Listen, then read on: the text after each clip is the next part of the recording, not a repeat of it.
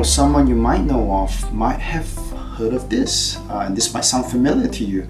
And one day you're chewing, and all of a sudden, crunch! Ooh, something's happened, something's broken, and you spit out this piece of could be white, could be silver. So I guess what do I do then?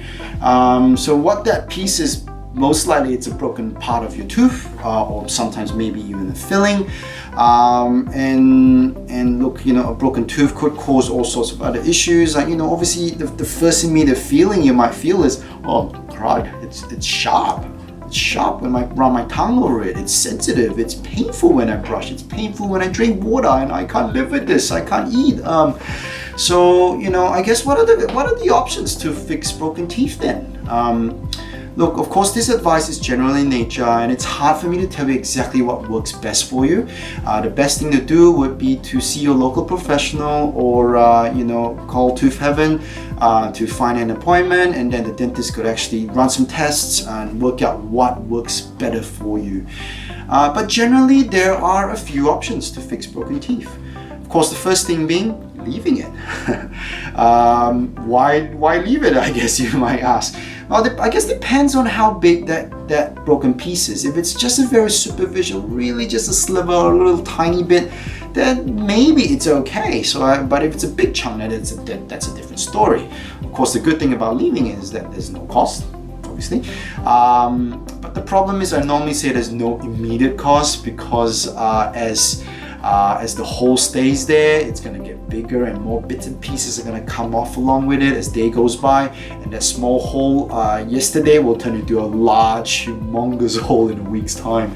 And then with bigger holes come pain. With pain comes it makes it harder to fix, and when it's harder to fix, it becomes very, very expensive.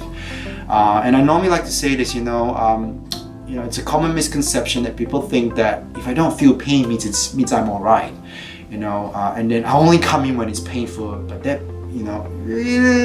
well, I'll probably say approach with caution with that, because normally I see it from experience. I see people coming with pain. It's usually too far gone by then, and it's too hard to fix it, and it gets very, very expensive to fix as well, and it gets more involved as well.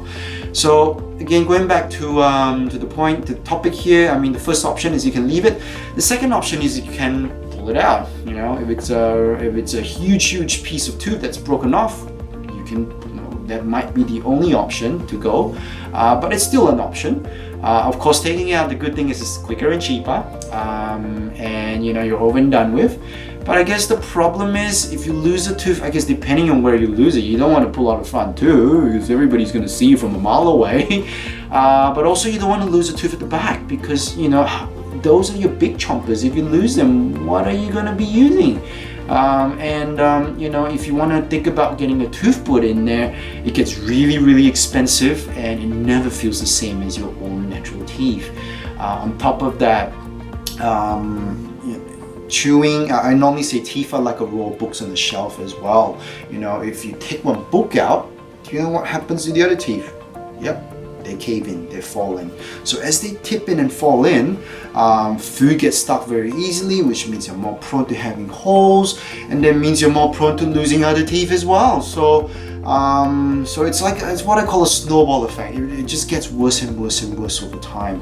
Now another option to fix it is obviously fill it. Goes without saying.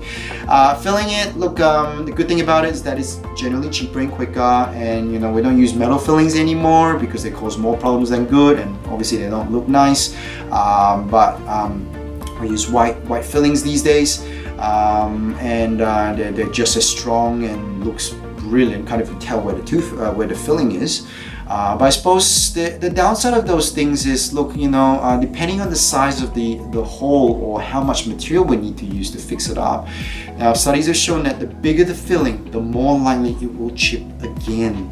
Now, why is that so? Because if you think about it, the bigger the filling, which means the bigger the filling that we have to put in, means that there isn't that much tooth left. If there isn't that much tooth left, the filling needs teeth to stick on, and there's not enough, then it's going to come off very easily. Or worse still, the remaining teeth that's left there will be brittle, and it will break a little bit easier.